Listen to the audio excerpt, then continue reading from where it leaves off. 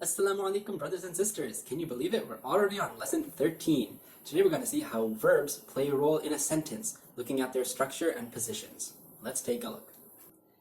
So we'll start off by looking at the way verbs fit into sentences. And we'll look at two different types of sentences where this happens. So in a case where the doer is not mentioned, either you have a pronoun or you don't.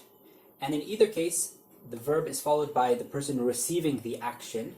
And the receiver is what we'll call the fatha case, meaning it's a noun which ends with a fatha, as opposed to what we've seen with dhamma and kasra in previous lessons. So here's an example. Inna anzalnahu. Okay, so the inna, here is inna plus na, which is the attached pronoun for nahnu.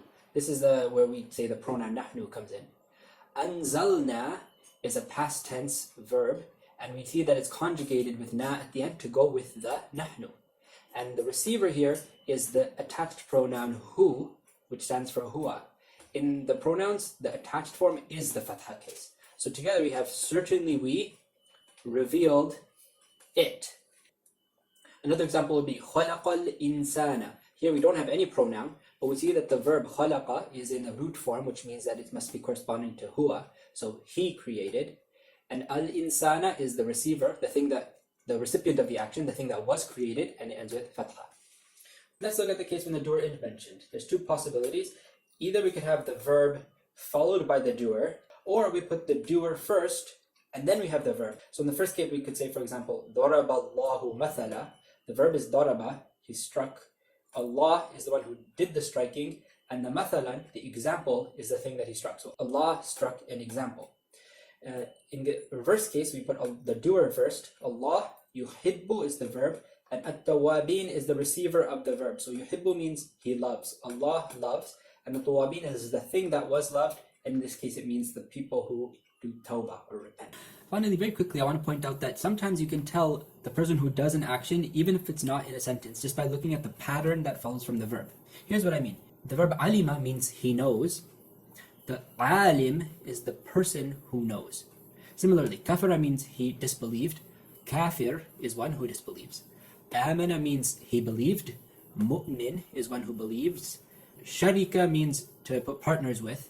And mushrik is the one who puts partners with Allah, for example. Notice that there's a pattern here. It either rhymes with alimun, kafirun, or it rhymes with mu'minun, mushrikun. There's other patterns, but these are the two most common patterns. Similarly, sometimes we can tell that a word describes a receiver in action just by looking at the pattern. For example, the verb fahama means he understood. Mafhum is the receiver, or the thing that is understood. Abada means he worshipped. Ma'bud is the thing that was worshipped. Karaha means he disliked. Makruh is the thing that was disliked. Habbaba means he loved. Mahbub is the thing that was loved. And it's time for words of the day. Our first word is ata, and I'm not including the present tense because it doesn't really appear in the Qur'an. It means he gave. It sounds very similar to ata, where you don't stretch the first letter. That has present tense yati and means he came, but it could also mean he bring. So don't mix these two up. Da'a has present tense yad'u, which means he called or he invited.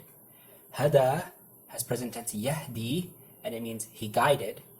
Arsala has present tense yursilu, and it means he sent.